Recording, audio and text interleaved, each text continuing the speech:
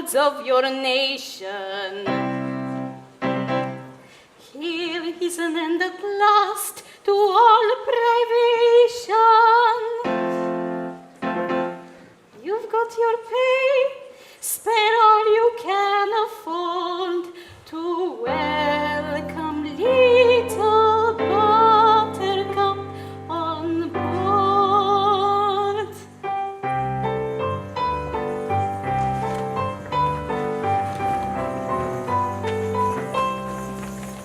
I'm called little Buttercup, dear little Buttercup, though I could never tell why.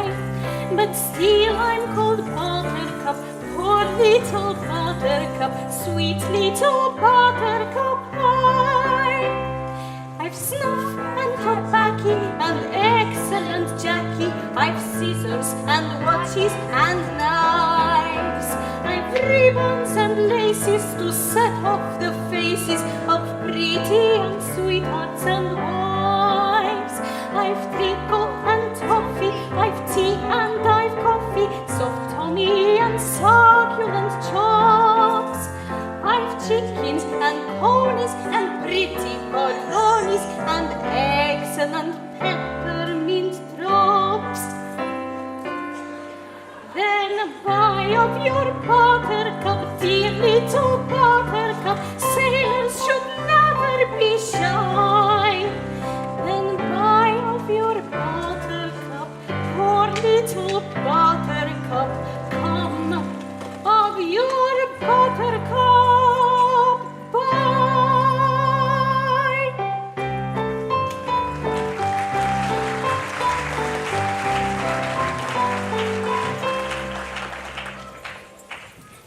Hi, little Buttercup, and well called, for you are the rosiest, the roundest, and the reddest beauty in all Speedhead. Red am I? And round? And rosy? Maybe, for I have aged well. Yes, very well.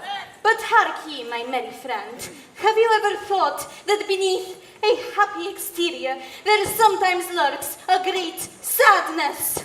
No, lass, I can't say I've ever thought that. I've thought of it often. Yes, you look like it. What's the matter with the man? Isn't he well? Don't take no heed of him. That's only poor Dick Deadeye. I say, it's a beast of a name, ain't it? Dick Deadeye. It's not a nice name. And I'm ugly too, ain't I? You are certainly plain. And I'm three-cornered too, ain't I? You are rather triangular. Haha, that's it. I'm ugly, and they hate me for it. For you all hate me, don't you? We do! There. Well, Dick, we wouldn't go for it to hurt any fellow creature's feelings, but you can't expect a chap with such a name as Dick Deadeye to be a popular character. Now, can you? No. It's asking too much, ain't it? Actually, it's a very pretty name, filled with personality.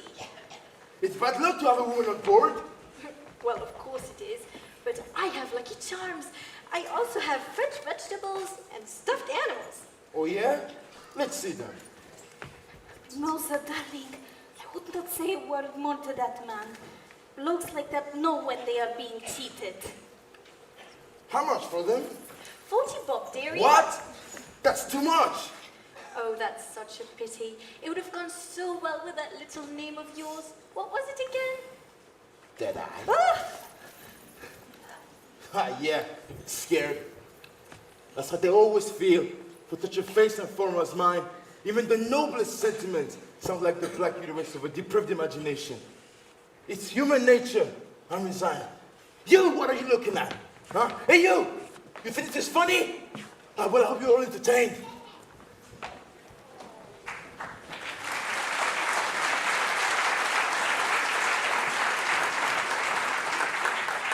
Tell me, who's that sad lad? That is the smartest lad in all the fleet, Rafe Rockstrode. Ralph. That name. Remorse. Remorse.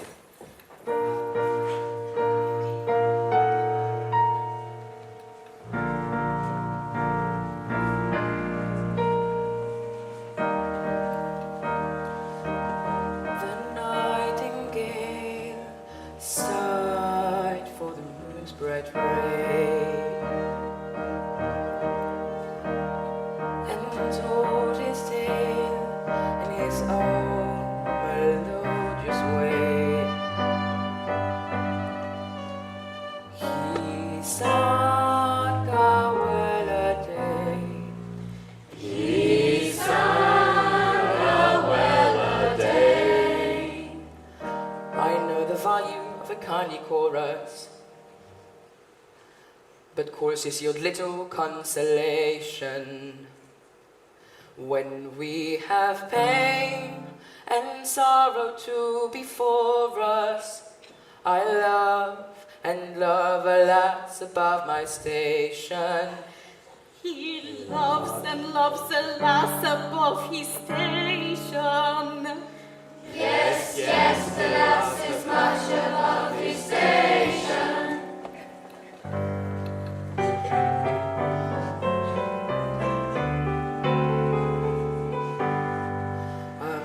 Maiden fair to see that part of minstrelsy, but of blushing beauty, for whom part noble sighing with each other fight to do her menial's duty. To do her menial's duty. A suitor lowly born with hopeless passion torn, and poor beyond denying, has dared for her to pine at whose exalted shrine a world of wealth is sighing. A wealth is sighing. And learned he in all save that which love has taught, for love has been his tutor. Oh, pity, pity me, our captain's daughter she, and I, that lowly suitor. Oh, pity, pity me, our captain's daughter she, and I, that lowly suitor.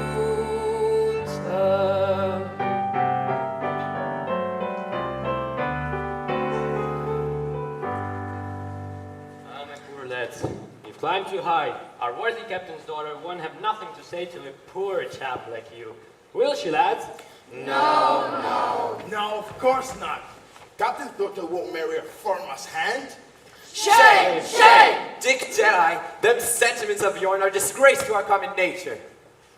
But it's strange that a man of privilege may not love a man who is common, for after all, a man is but a man. Oh, it's a queer world. Dick, Rick, Mick, I have no desire to press hardly on you, but such a revolutionary sentiment is enough to make an honest sailor shudder. My lads, our gallant captain has come on deck. Let us greet him as so brave as an officer and as gallant as a seaman deserves.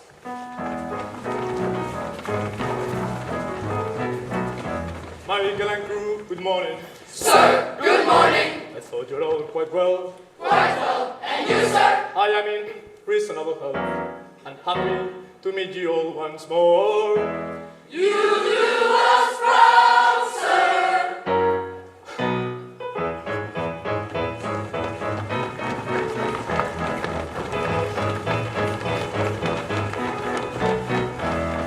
I am the captain of the Pinafore. And a right good captain, too. You're very, very good and be it understood. I command a right good crew. You're very, very good and be understood. You command a right good crew. You're related to a beer I can hand with and steer and a seat myself a G. And I never know to quail at the fury of fire. And I've never seen cats swim. What never? No, never. What never? Well, hardly ever. Hardly ever since we could see. They give pictures and watching more for hardly captain of the Pinafore. They give pictures and watching more for the captain of the Pinafore. Hooray! Hooray! Hooray! Do my best to satisfy you all. And with you we're quite content. You're exceedingly polite and I think it's only right to return the compliment. We're exceedingly polite and we think it's only right to return the compliments. But language or abuse I never use, whatever the emergency. The bolder it I may occasionally say, I am never use a big deal. What never? No, never. What never? Well, hardly ever. Hardly ever since a big tea. They give preachers and watching more for hardly captain of the Pinafore. They give preachers and watching more for the captain of the Pinafore.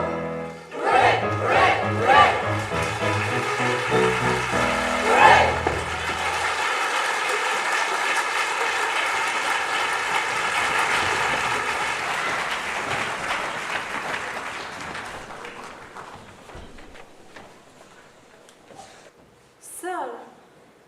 You are sad. The silent eloquence of yonder tear that trembles on your eyelash proclaims a sorrow far more deep than common. Confide in me. Fear not. Yes, little Buttercup, I am sad and sorry. My daughter Josephine, the fairest flower that ever blossomed on ancestral timber, she is sought in marriage by Sir Joseph Potter, our first Admiralty's Lord, but for some reason, she does not seem to tackle kindly to it. Poor Sir Joseph, I know too well the anguish of a heart that loves, but vainly. But see, here comes your most attractive daughter. I go. Farewell. What a pleasing person.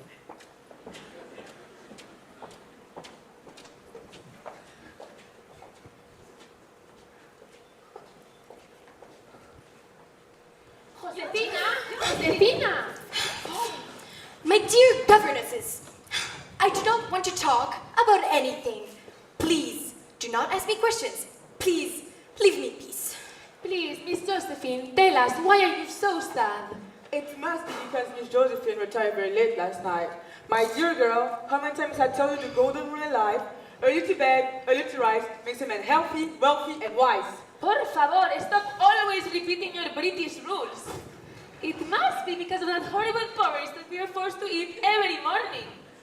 Did you know my grandfather, a brave man who fought at Gibraltar and was captured by you, never recovered from having oatmeal for breakfast every day until the war was over? Never! Years later, he still had nightmares about it. My good woman, we did your grandfather's service. Oats are partly good for the stomach, you know. And Mr. Deadeye, the finest cook in the Royal Navy, prepared it. Oats are good for the stomachs of horses. They become very efficient.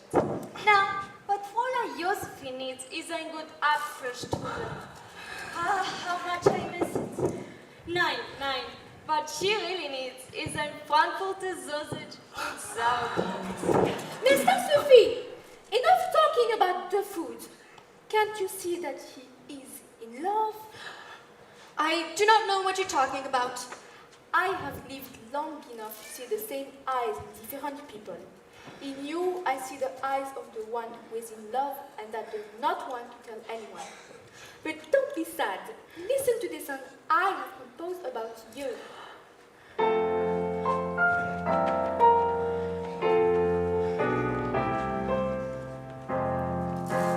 Sorry, our Lord, who lost you well. Heavy the heart, the hopes but feeling. Cedar the sighs that own the spell. Orchard my eyes that speak too plainly. Sorry, our Lord, who loves too well. Heavy the heart, the hopes but feeling. Heavy the sorrow that bows by when love is alive and hope is dead. When love is alive and hope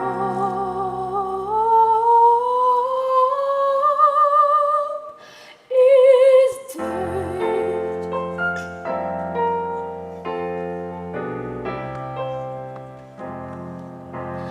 Sad as the hour when sets the sun, and dark as the night to whispers daughters. Wind to the hour, the wearied one flies from the empty waste of waters. Sad as the hour when sets the sun, dark as the night to whispers daughters. Heavy the sorrow that bows by when love is alive and hope is dead.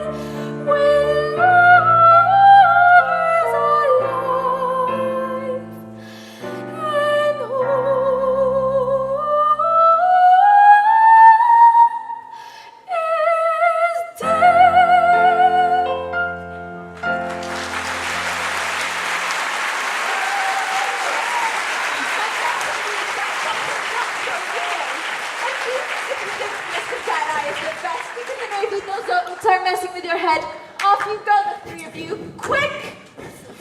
Josephine. Oh, Effie. It's the wedding. I'm overwhelmed. That's all. That is completely normal, but your behavior, it is not. Well, Sir Joseph is such a great man. Father has told me all about him. I'm unworthy of him. He deserves better. Miss Josephine, you know how beautiful you are. Everyone thinks so. My brother Ralph says so anyway, and sings about it. Does he? But of course. He's my brother after all. You know how these military poets are. Oh, wonderful. Oh, wonderful. But my good captain arrives. Take care, my dear. Thank you.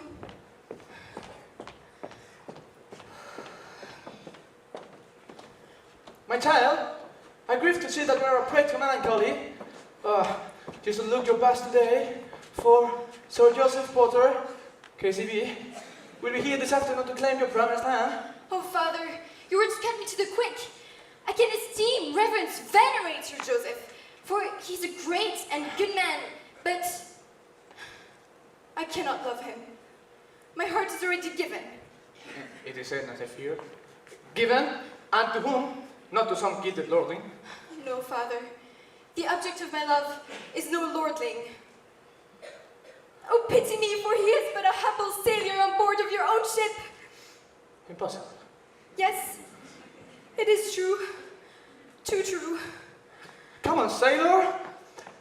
Oh, fine. I blush for the weakness that allows me to cherish such a passion. I hate myself when I think of the depths to which I've stooped in, permitting myself to think tenderly of one so ignobly born, but I love him. I love him. I love him. Oh, can my child let us talk this over? In a matter of the heart, I will not coerce my daughter. I attach but little value to rank or wealth, but the line must be drawn somewhere. A man in that station may be brave and worthy, but at every step he would commit solecism that society would never pardon. Oh, I've thought of this night and day. But fear not, Father. I have a heart, and therefore I love. But I am your daughter, and therefore I am proud. Though I carry my love with me to the tomb, I shall never, never know it. Oh, you are my daughter after all. But see, Sir Joseph Barge approaches, manned by 12 trusty horsemen, and accompanied by the Mary Careful sisters, cousins, and aunts. That attend him wherever he goes. Return my daughter to your cabin. Take photograph with you. It may help to bring you to a more reasonable frame of mind. My own thoughtful father. Ugh.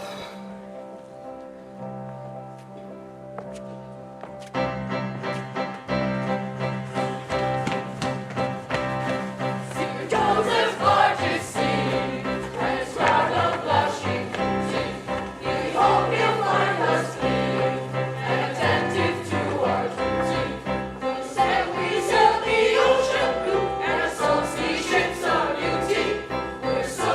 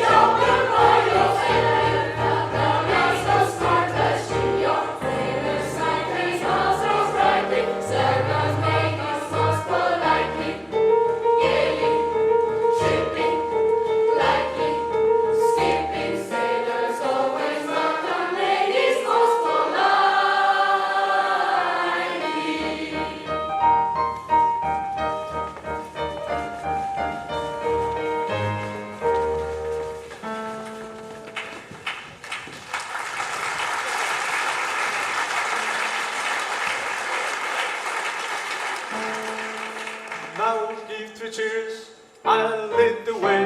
Hurrah, hurrah, Hooray! Hooray! Hooray!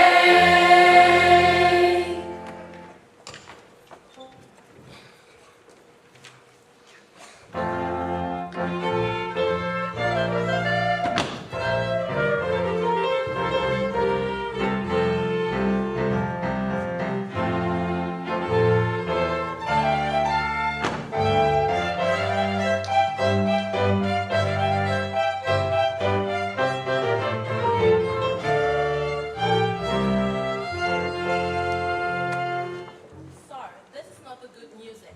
Why? So Joseph likes patriotic music. Like what, for example? Rule Britannia. Ah. Casta, do you know Rule Britannia?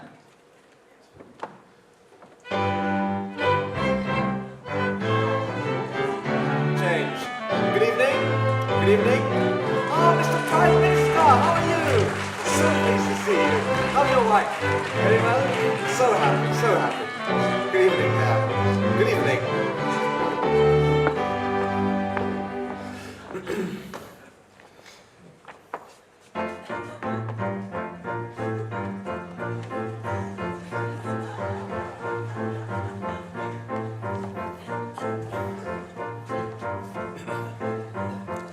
I am the monarch of the sea, the ruler of the Queen's Navy, whose praise Great Britain loudly chant.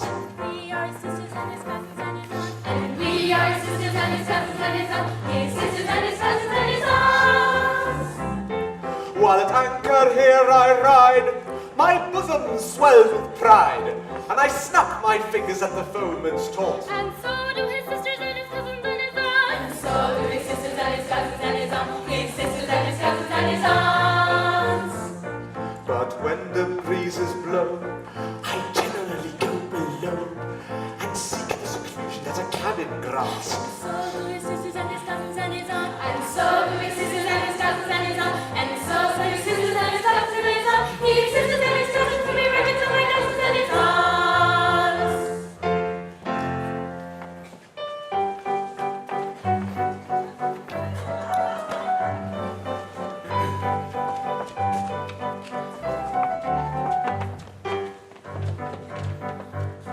When I was a lad, I served a term as office boy to an attorney's firm. I cleaned the windows and I swept the floor, and I polished up the handle of the big front door. He polished up the handle of the big front door. I polished up the handle so carefully that now I am the ruler of the Queen's Navy. He polished up the handle so carefully that now he is the ruler of the Queen's Navy.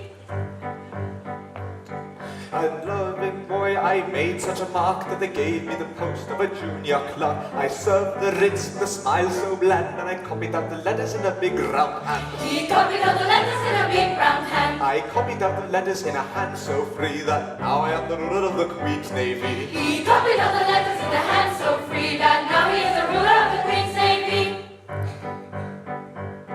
In serving writs, I made such a name that an article clerk I soon became. I wore clean collars and a brand new suit for the pass examination at the Institute. For the pass examination at the Institute. That pass examination did so well for me that now I am the ruler of the Queen's Navy. That pass examination did so well for he that now he is the ruler of the Queen's Navy. Of legal knowledge I acquired such a grip that they took me into the partnership. And the junior partnership, my wee, was the only ship that I ever had seen. Was the only ship he ever had seen. But that kind of ship so suited me that now I am the ruler of the Queen's Navy. But that kind of ship so suited he that now he is the ruler of the Queen's Navy. I grew so rich that I was sent by pocket borough to Parliament. I always voted at my party's call, and I never thought of thinking for myself at all. He never thought of thinking for himself at all. I thought so little they rewarded me by making me the ruler of the Queen's Navy. He thought so little they rewarded me by making him the ruler of the Queen's Navy. Now, landsmen, all whoever you may be, if you want to rise to the top of the tree, if your soul isn't fettered to an office stool, be careful to be guided by this golden rule. Be careful to be guided by this golden rule. Stick close to your desks and never go to sea. And you all may be rulers of the Queen's Navy. Stay close to your nest and never go to sea, and you all may be rulers of the Queen's Navy.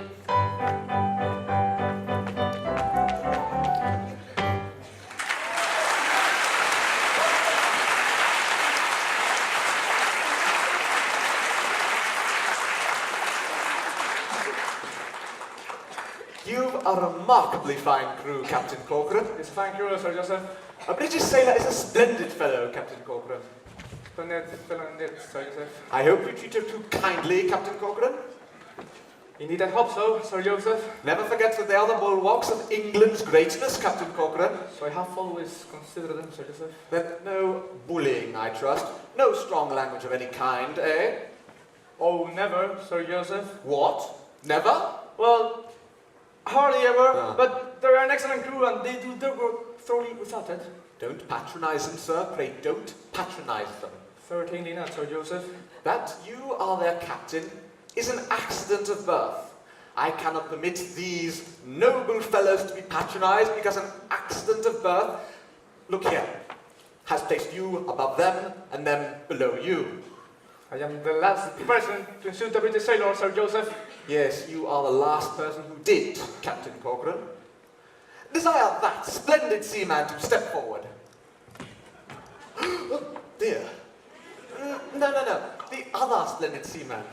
Rafe Raptor, 3 paces to the front, march! If what? I beg your pardon, I don't think I understand you.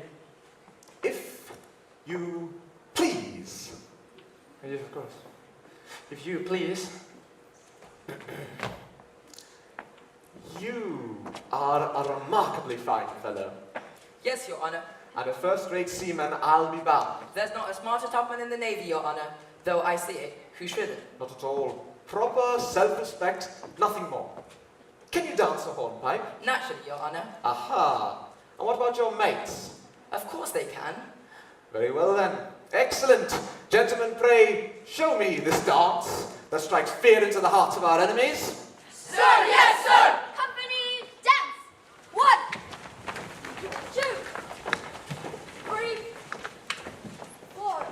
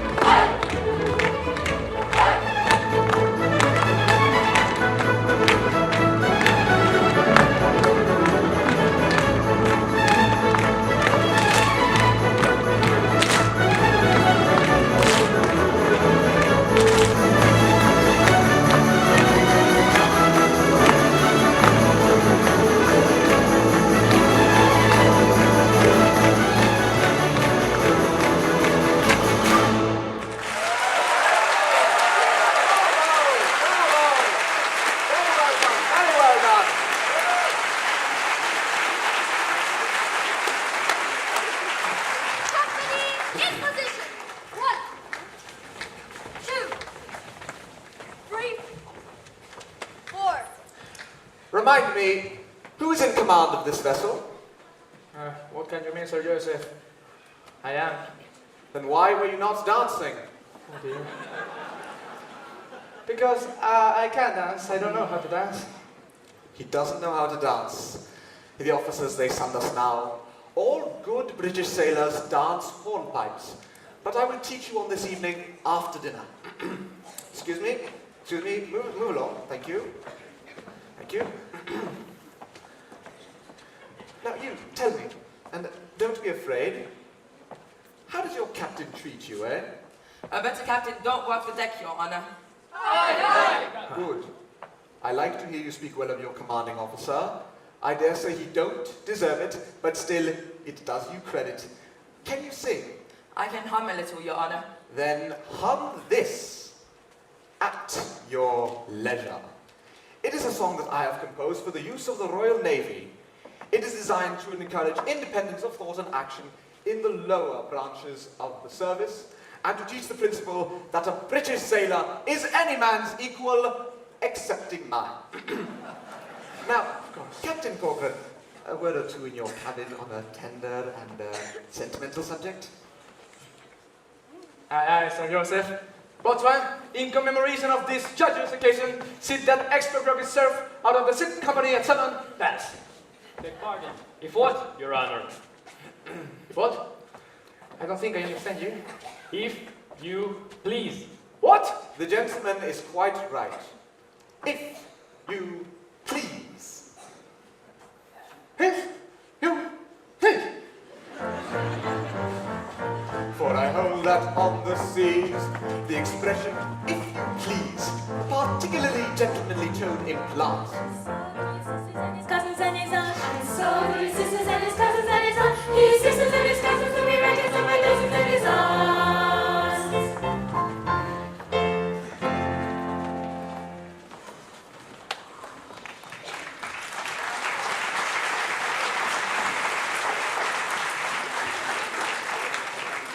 Sir Joseph's true gentleman. Cautious and considerate to the humblest. True, Boatswain, but we are not the very humblest. Sir Joseph has explained our true position to us. As he says, a British seaman is any man's equal, excepting his. And if Sir Joseph says that, is it not our duty to believe him? Well spoke! Well spoke! You're on the wrong track, and so is he. He means well, but he don't know. If people have to obey other people's orders, equality is out of the question.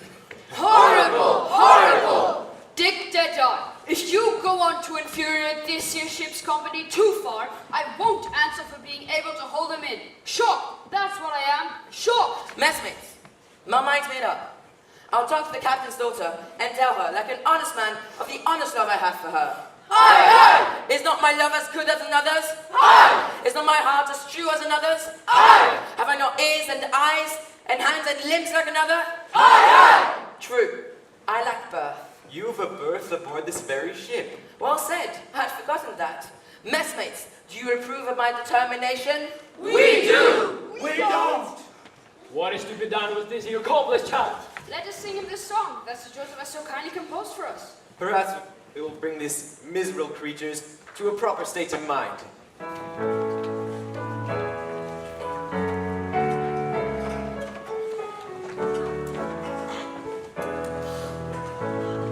A British star is a soaring soul, as free as a mountain bird. His energetic face should be ready to resist the dictatorial word.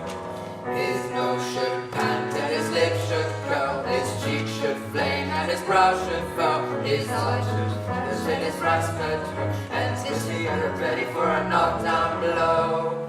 His nose should pant and his lips should curl, his cheek should flame and his brow should furl, his eyes should heave and his heart should glow, and his ear ready for a knockdown blow.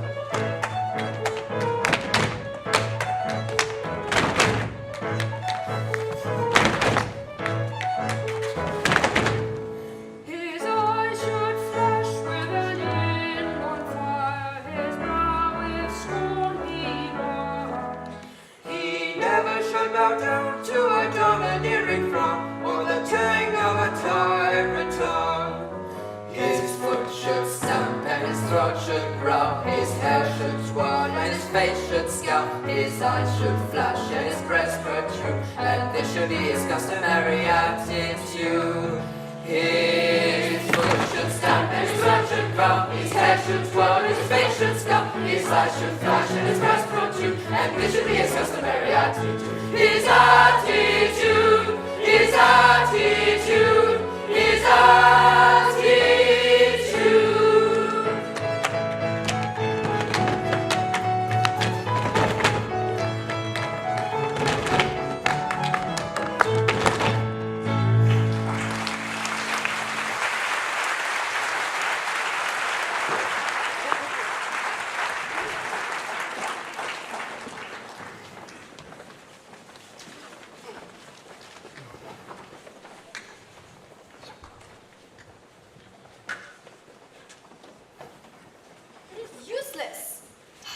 Sir Joseph's attentions nauseate me. I know that he's a truly great and good man, for he told me so himself. But to me, he seems tedious, fretful, and dictatorial. Yet, his must be a mind of no common order, or he would not dare to teach my dear father to dance a hoepipe on the cabin table. Ralph Rackstraw. Aye, lady. No other than Ralph Rackstraw. How my heart beats. And why poor Ralph? I am poor the essence of happiness, lady, rich and only never-ending unrest. In me there meets a combination of antithetical elements, which are at eternal war with one another, driven hither by objective influences, thither by subjective emotions, wafted one moment to blazing day by mocking hope, plunged the next into the chimerian darkness of tangible despair. I am but a living ganglion of irreconcilable antagonisms. I hope I make myself clear, lady. Perfectly. His simple eloquence goes to my heart. If I dared, but no, that is madness. Dismiss his foolish fancies. They torture you, but needlessly. Come, make one effort. I will. One. Josephine. Sir! Hey, even though Joe's armory were launched at the head of the mortals whose lips, unhallowed by relationship, dared to breathe that precious word, yet, would I breathe it once, then perchance be silent evermore. In one brief breath, I will concentrate the hopes, the doubts, the anxious fears of 6 weary months. Josephine, I'm a British sailor, and I love you. Sir, this audacity! Oh, my heart, my beating heart! This unwarrantable presumption on the part of a common sailor! Come on, oh, the irony of the word! Sir, you forget the disparity in our ranks! I forget nothing, haughty lady. I love you desperately. My life is in your hand. I live at your feet. Give me what I lack in education and polite accomplishments, which I will endeavor to acquire. Drive me to despair, and in death alone, I shall look for consolation. I am proud, and cannot stoop to implore. I have spoken my word, and await yours. You shall not wait long. Your profit love, I hotly reject. Go, sir, and learn to cast your eyes on some village maiden in your own poor rank. Refrain, audacious star, you suit from pressing. Remember what you are and whom addressing. Refrain, audacious star, you suit from pressing. Remember what you are and whom addressing. Refrain, audacious star, remember what you are. I'd love my rank to scorn in union holy, were he more highly born.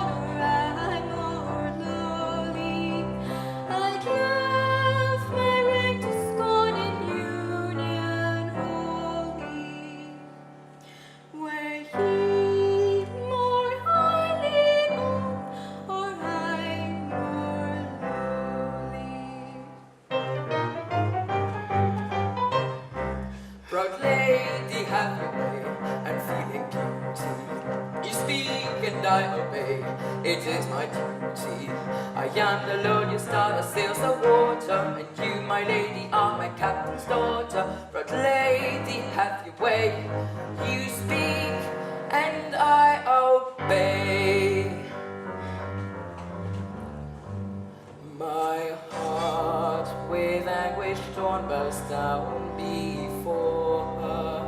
She loves my love to scorn, yet I adore her. My heart with anguish torn burst down before her. She loves my love to scorn, yet I adore her. Refrain, audacious star, you suit from pressing. Proud lady, have your way, and feeling beauty. My heart with anguish torn bows down before her. She loves my love to scorn, yet I adore her.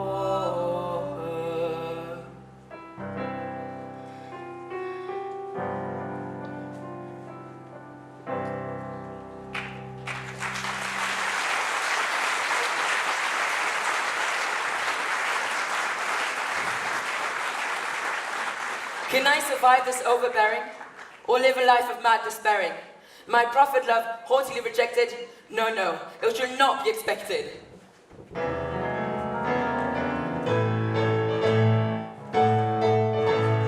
Messmates ahoy, come here, come here. I am a boy. What cheer, what cheer. Now tell us, pray, without delay, what does she say? The maiden treats my suit with scorn, rejects my humble gift, my lady. She says I am ignobly born, and cuts my hopes adrift, my lady. Oh, cruel one, oh, cruel one. I told you so. I told you so.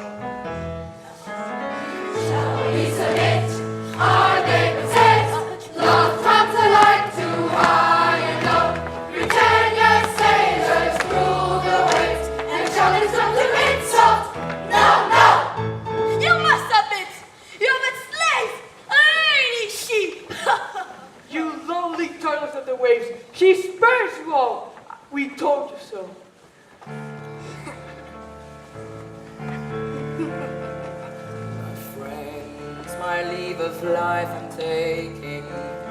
For oh, my heart is breaking when I am gone. Oh, prithee tell the maid that as I died, I loved her well. Be warned, my messmates all, who love in rank above you. For Josephine, I fall. I love you. Oh, dear hand, she loves you. Loves me. Loves you. Yes, yes, ah, yes, she loves you. Oh, joy, rapture, unforeseen. For now the sky is all serene. The God of day, the orb of love, has hung his ensign high above. The sky is all ablaze. Our foreign thunderbolt above me, and their either sorted love which I was all of. Our captain in the days will be extremely down. We get men who want to blood to make his Josephine less good in many various ways. Joy, rapture, unforeseen. For now the sky is all serene. The God of day, the orb of love, has hung his ensign high above. The sky is all ablaze. This very night, A muffled door without a light, will steal ashore. a clergyman, Shall make us one at 10:30. and then we can Return for none. this very night. with BICS' breath and muffled door. Without delight, I stand, will steal ashore. Not here yet, this king, man. She's a lady. You're a farmer's hand. Remember, she's your gallant captain's daughter, and you, the mere slave that crawls the water. Back, vermin, back! No one mock us! Back, vermin, back! You shock us!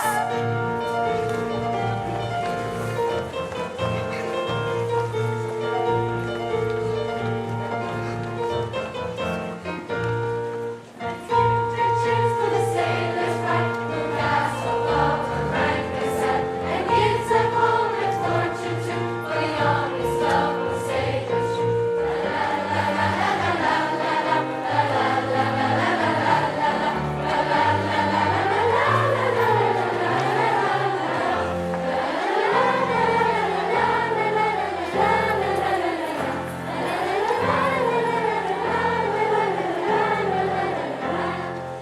Give three cheers for the sailors bright, who castle calls of rank and set, and gives up all his fortune too, for the honest love of sailors true.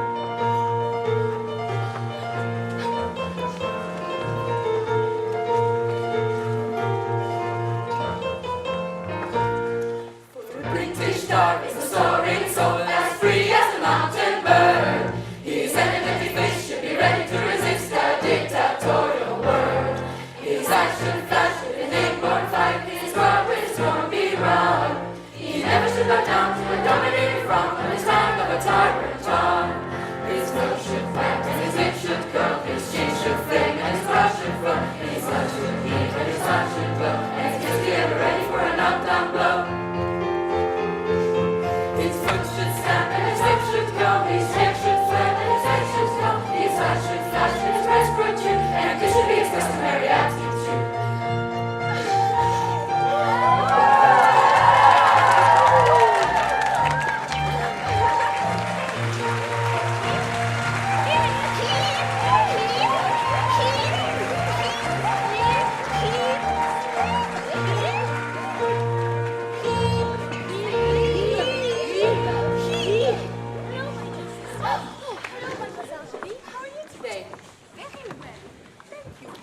We wanted to show you something. Or rather, someone. We met a young gypsy on the pier. She reads futures. Mine was most exciting. Here she is. Come here, Miss Gypsy. Hello, Miss Gypsy. Please, please. The name is Tramp.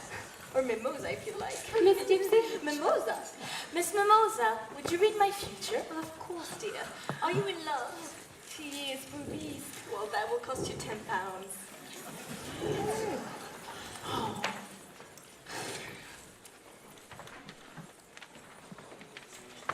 Now let's see. Yes, I see a man. A rich man. You're in love with a rich man. Yes, that's true. What else? It will cost you another £10, dearie. Oh, it is her cousin, Jojo. I mean, Sir Joseph, very well. She's in love with him. Yes. Well, so I have foreseen. But he is to marry another woman. However, the lines in your hand show very clearly that this is not his destiny. Very soon his unfortunate situation will force his eyes to fall upon you. I can see he loves you already. He just doesn't know it yet. Rubbish! She is lying! How can she know all that? She's making it up. You didn't lie to me. You do not believe me? You will see. You just call me a liar. That will cost you £30. If you want me to go out, of course. Goodness gracious, I have no money left. I gave you everything I had. My necklace, my earring, my watch, even my ring. Mademoiselle, pouvez-vous me prêter de l'argent, s'il vous plaît? No, désolé. I didn't mean to offend you, Miss John. Well, you did, so now pay me. Un peu d'argent? Money, please. Pecunia. Dinero. Monsieur Chanoine.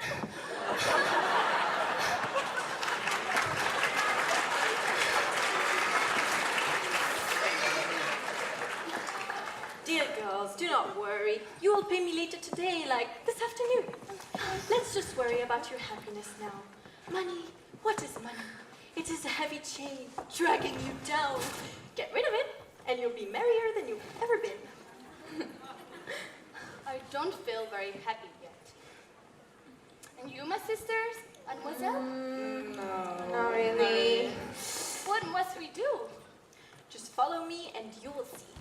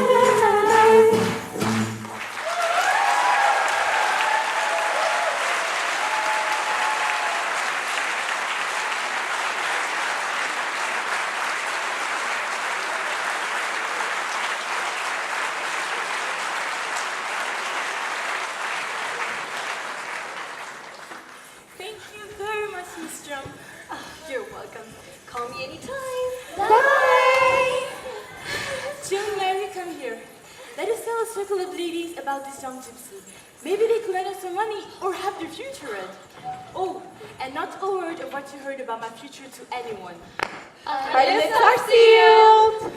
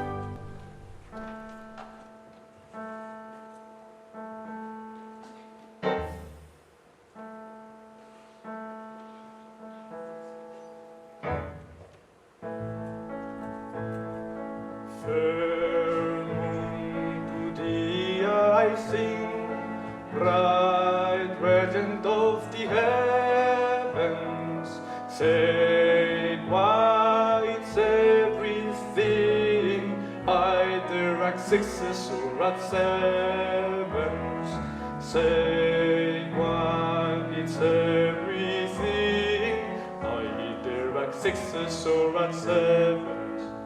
I have lived hitherto, free from the breath of slander, beloved my old mind grew, a really popular commander, but now my kindly crew rebels, my daughter to Atar is purged, Sir Joseph storms and sad to tell, he threatens a cold martial. Fair moon to thee I sing, bright regent of the heavens, say why it's everything, either at sixes or at sevens. Fair moon to thee I sing, bright regent of the heavens.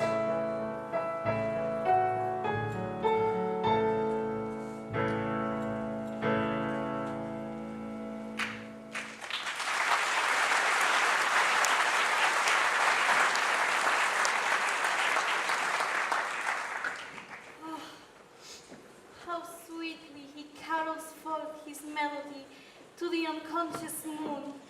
Of whom is he thinking? Of some high-born beauty it may be.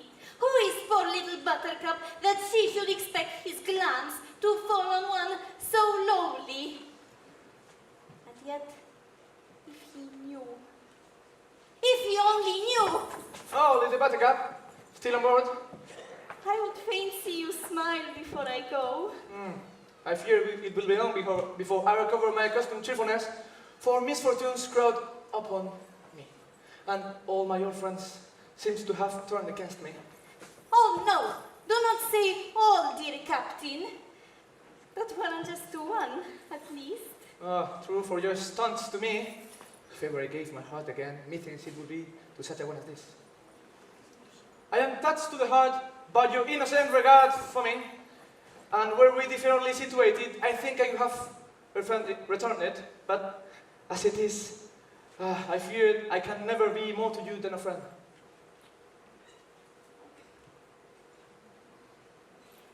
I understand. You hold aloof from me because you are rich and lofty, and I poor and lowly. But take care. The poor bumboat woman has gypsy blood in her veins. And she can read destinies. Destinies? There is a change in store for you. Change?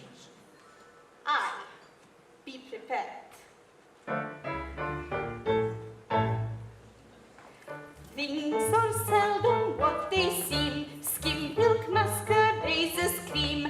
High nose passes patent leathers. Gentle strutting peacock feathers. Very true, so they do. Black sheep dwell in every fold. All that glitters is not gold. Stalks turn out to be but logs. Bulls are but inflated frogs. So they be frequently. Drops the wind and stops the meal. Turbot is ambitious brill. Kill the farthing if you will. Yet it is a farthing still. Yes, I know that is so. Though to catch your drift, I'm striving. It is shady, it is shady. I don't see at what you're driving. Mystic lady, mystic lady. Stems can be some sun stealing, but the mystic lady in oracular revealing. Yes, I know that is so. Though I'm anything but clever, I could talk like that forever. Once a cat was killed by cur, only brave deserved the fur. Very true, so they do. Wicked often good does not spoils the child whispers the rule. Thirsty lamb and foxy dangers, dogs are found in many mangers. Frequently, I agree. Both got the chestnut snatches, worn at garments, sewn new patches. Only count the chick that hatches, men are grown at catches. Yes, I know that is so. Though to catch my drift he's striving. I'll dissemble. When he sees a cat I'm driving, let him tremble, let him tremble. Though I may return my borrow, he shall learn the truth with sorrow. If today I'm gone tomorrow. Yes, I know. That is so. Yes, I know. That is so.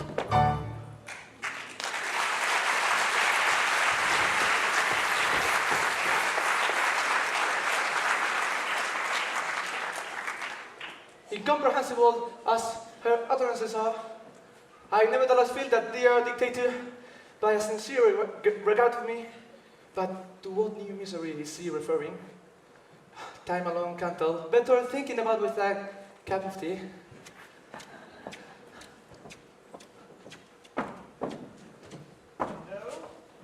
No, I will not accept this. You cannot tell me what to do. You are my cousin and I'm a man of rank. Look here, Jojo.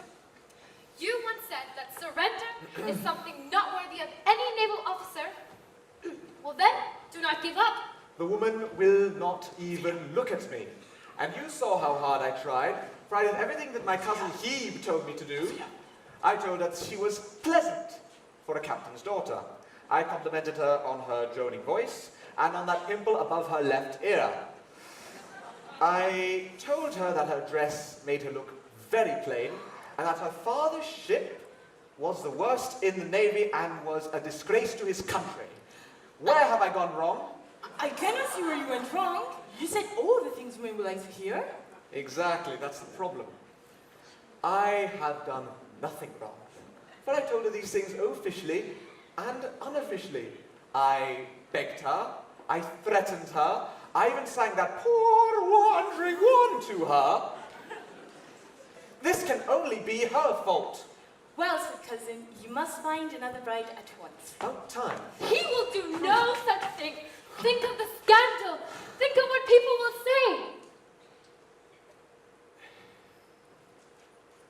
It's rare, but she's right. I know what you must do. Tell Captain Corcoran that you're not pleased with Josephine. What? Ah! Yes! A splendid idea. Oh, look, here he comes. Let us retire. Good luck, Jojo. Right. Captain Corcoran. Drinking tea on duty, are we? No. Of course not. Look, I do not know how it is done in Gibraltar where you are from, but you should know that in this country, tea time was at 5 o'clock. That was 4 hours ago. You should learn some punctuality. Sorry. Sorry. Sorry. Sorry. We are not amused, Captain Corcoran. I'm very disappointed in your daughter.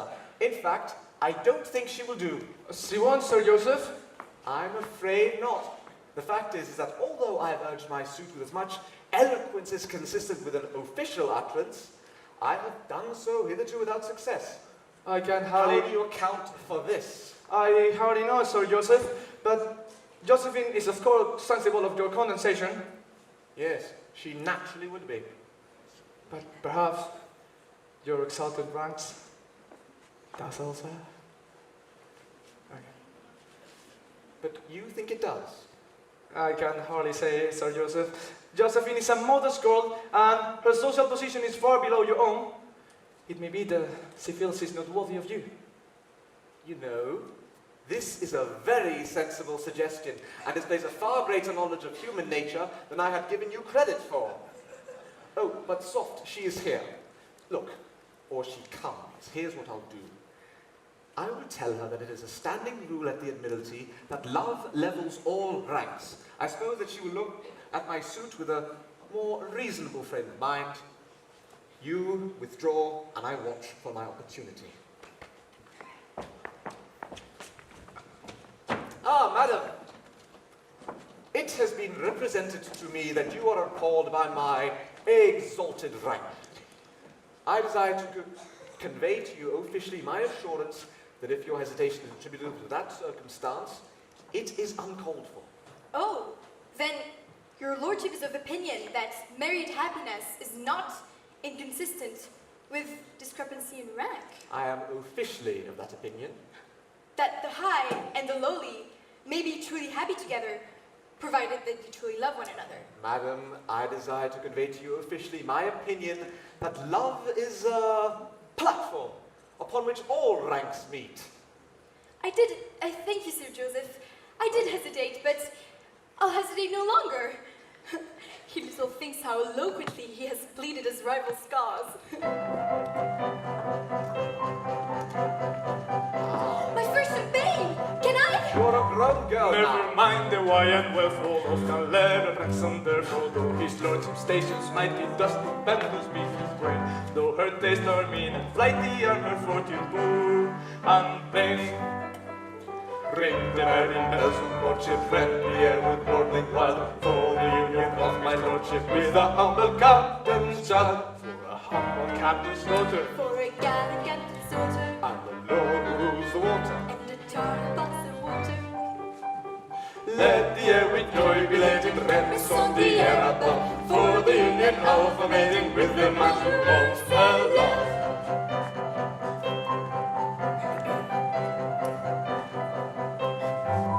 Never mind the why and wherefore, love can level ranks, and therefore, though your nautical relation in my sensual scarcely part, though you occupy a station in the lower middle class.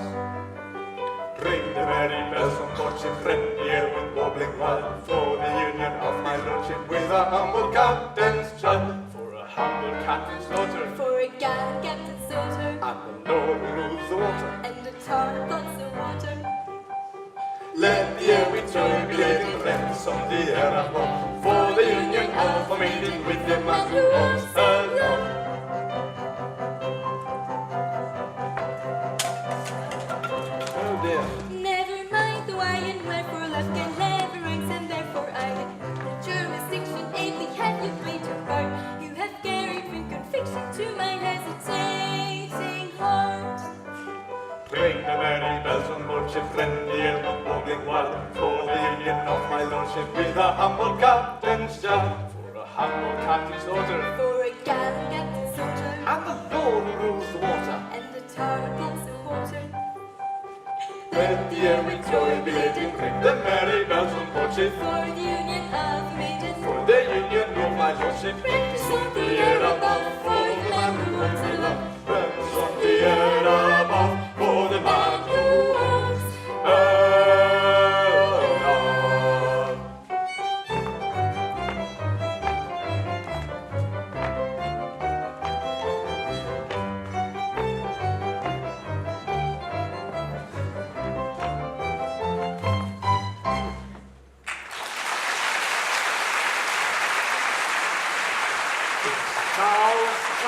Charles, isn't it wonderful? Was not my eloquence unanswerable? You know, it is one of the happiest characteristics of this glorious country that official utterances are invariably regarded as unanswerable.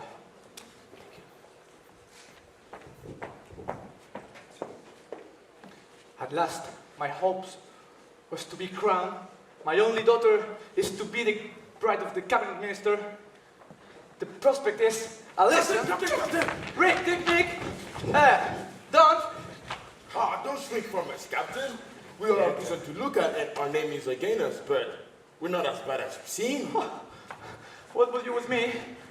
I come to give you a warning. Ooh, indeed. Do you propose to leave the Navy then? No, of course not. You misunderstood me, Captain. Listen. Can Captain have important information? Sing, hey, the kind commander that you are, about a certain intimate relation. Sing, hey, the merry maiden and the tar. The merry, merry maiden, the merry, merry maiden, the merry, merry maiden and the tar. Good fellow Rincon Ambrose, I may speak.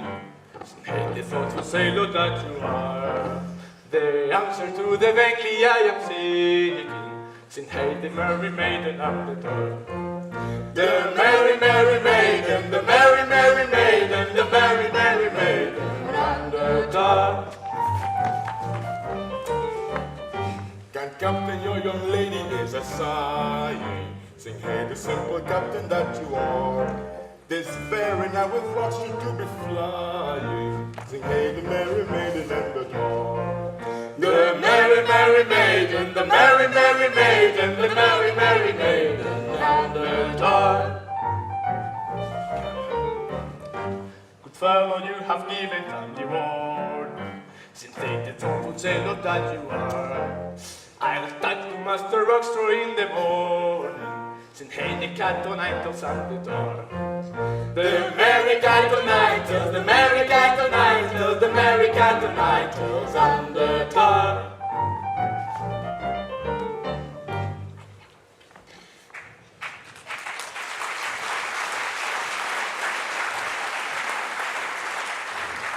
Mick, Dick, Rick, I thank you all for your timely warning.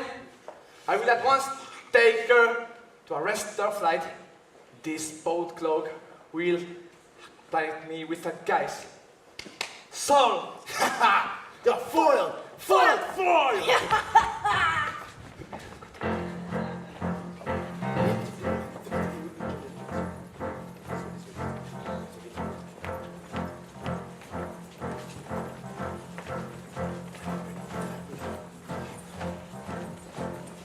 Carefully on tiptoe stealing, breathing gently as we make every step with caution feeling, we will softly steal away.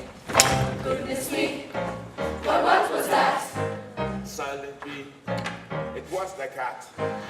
It was the cat. You're right, it was the cat. Pull ashore in fashion steady, Hymen will defray the fare, for a clergyman is ready to unite the happy pair. Goodness me, why what was that?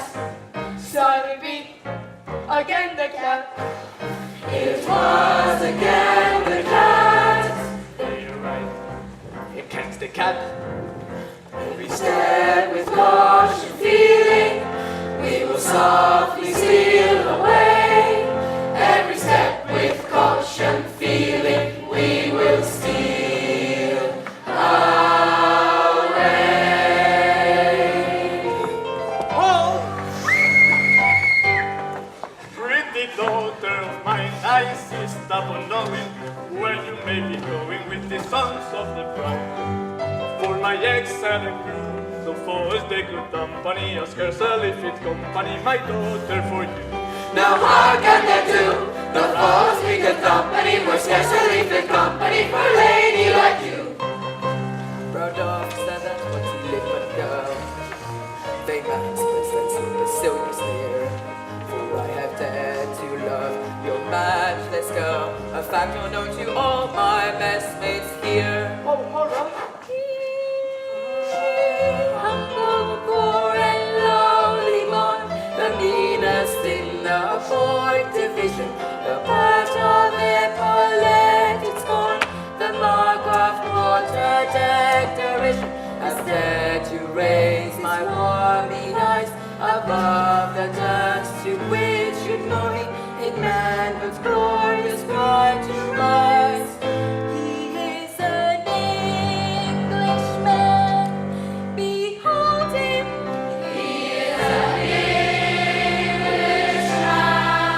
He is an Englishman, for he himself has said it, and it's greatly to his credit that he is an Englishman. That he is an Englishman. For he might have been a Prussian, a French or Turk or Prussian, or perhaps Italian. Or perhaps Italian. But in spite of all temptations to belong to other nations, he remains an Englishman. He remains an Englishman. For in spite of all temptations to belong to other nations, he remains an Englishman. He remains an Englishman.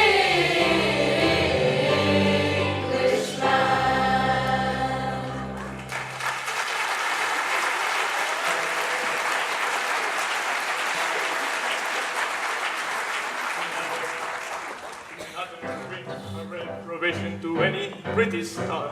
I tried to speak with moderation, but have gone too far. I'm very sorry to dispute a humble foremost lad, but to seek your captain's Chelsea merits. Well, damn it, it's too bad! Yes, damn it, it's too bad! Well, damn it, it's too bad! Did you hear him? He said down. Did you hear it? He said down. Monster overbearing! Don't go near it. Don't go near it. He is swearing. He is swearing. My pain and my distress, I find it is not easy to express. My amazement, my surprise, you learn from the expression of my eyes. My lord, one word. The facts are not before you. The word was injudicious.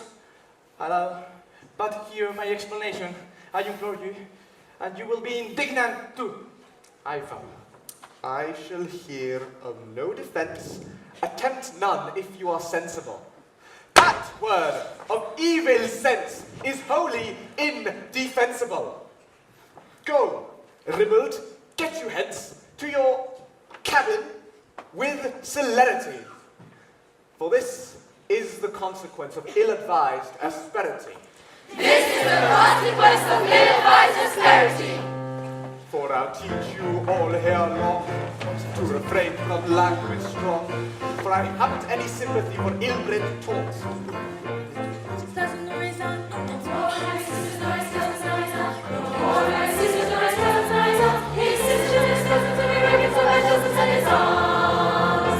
For he is an Englishman. For he himself has said it, and it's greatly to his credit that he is an Englishman. That he is an Englishman.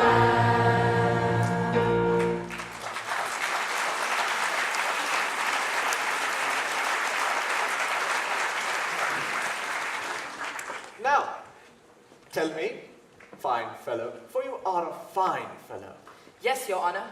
how came your captain so far as to forget himself? I am sure you had given him no cause for annoyance. Please, Your Honor, it was the squires. You see, I'm only a topman in the Navy, a mere foremast hand. Don't be ashamed of that, for your position as a topman is an exalted one. Well, Your Honor, love burns as brightly in the forecastle as it does on the quarterdeck. and Josephine is the fairest bud that ever blossomed upon a poor fellow's wildest hopes. Darling. She is the figurehead of my ship of life, the bright beacon that guides me into my port of happiness, the rarest, the purest gem that ever sparkled upon a poor but worthy fellow's trusting brow. Very pretty, very pretty. Insolent sailor, you shall repent this outrage. Seize him! Sir Joseph, spare him, for I love him tenderly. Pray don't, for I shall teach his presumptuous mariner to discipline his affections. Have you such a thing as a dungeon on board? We have. They have. Then load him in chains and take him there at once. Farewell, my own, light of my life, farewell. For crime unknown, I go to a dungeon cell. I will atone. In the meantime, farewell. And alone rejoice in your dungeon cell. A bone, I'll pick with the sailor fell. Let him be shown at once to his dungeon cell. But when is known the secret I have to tell, wide will be thrown the door of his dungeon cell. Enough of this nonsense, you're coming with me. Hold! Where upon your walls you lay much stress, a long concealed crime I would confess.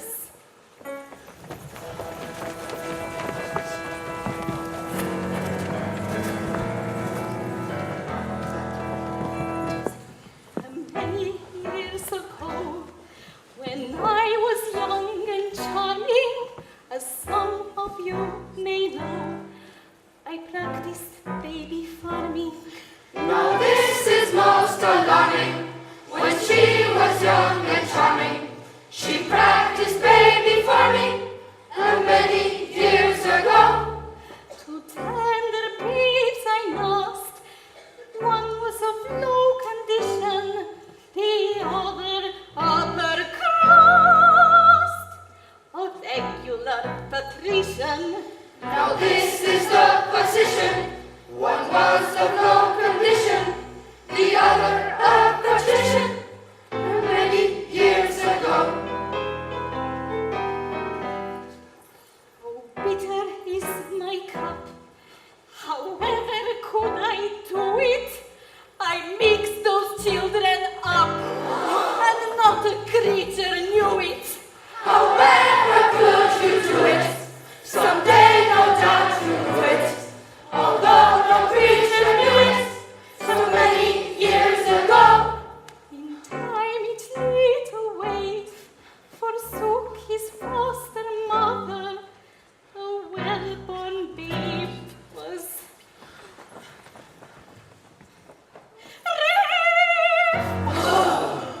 your captain was the other. They left their foster mother. The one was Ralph, our brother. Our captain was the other. Many years ago.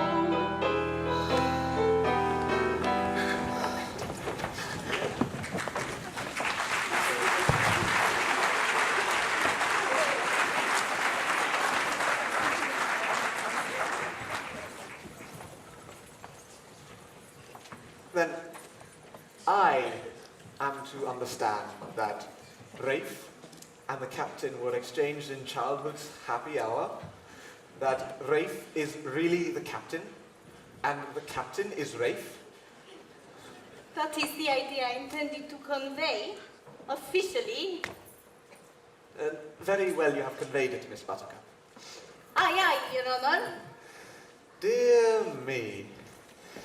Dear, dear me. Well, let them appear before me at once.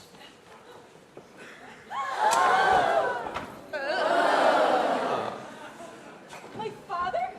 A common sailor? It is hard. It is not, my dear. This is a very singular occurrence. I congratulate you, both. Captain Blackstraw, desire that remarkably fine seaman to step forward. Carlos Corcoran, 3 paces to the front. March. If what? I beg your pardon, I do not think I understand you. If you please. The gentleman is quite right. If you please. Of course. If you please. You are an extremely fine fellow. Just Your Honor. So, it seems that you were Rafe, and Rafe was you. So it seems, Your Honor. Well, I should hardly need to say that after this change in your condition, a marriage with your daughter would be out of the question. Oh, don't say that, Sir Joseph. Love level, all right. It does, and to a very considerable extent. But it does not level them as much as that. Here. Take her, sir, and mind you, treat her kindly. Oh, bliss! Oh, rapture! Oh, rapture! Oh, bliss! Sad my lot, and sorry. What shall I do? I cannot live alone. Fear nothing. While I live, I'll not desert you. Very well, then. Tomorrow morn early, our vows shall be plighted. 3 loving pairs on the same day united. Joyful rapture and blessing, for the proud sky is now serving. Then God, the baby orb of love, as long as ensign high above, the sky is all ablaze with wooing words and noise, which is the loving cause of love. And if he finds the maiden good with wonderful and orange, the dreamy round delays. For he's the captain of the Pinafore, And a right good captain too. and though before my fall I was captain of the old, I'm a member of the crew. And though before his fall he was captain of us all, he's a member of the crew. As I ride with a wifey, my hammer and to life, I knew my owner see. Moving to and fro by wherever I may go, I shall never be untrue to thee. What never? No, never. What never? Well, never ever. Never ever be true to thee. Then give 3 cheers and 1 cheer more for Harvey, captain of the Pinafore. They give 3 cheers and 1 cheer more for the captain of the Pinafore. For he loves little buttercup, dear little buttercup. No, I could never tell why. But still he loves buttercup, poor little buttercup, sweet little buttercup pie. He loves little buttercup, dear little buttercup, though I could never tell why. But still he loves buttercup, dear little buttercup, sweet little buttercup I am the monarch of the sea, and when I've married thee, I'll be true to the devotion that my love implies. Then goodbye to your sisters and your cousins and your aunts, especially your cousins whom you reckon some my cousins. Goodbye to your sisters and your cousins and your aunts, especially your cousins whom you reckon some by dozens and your aunts.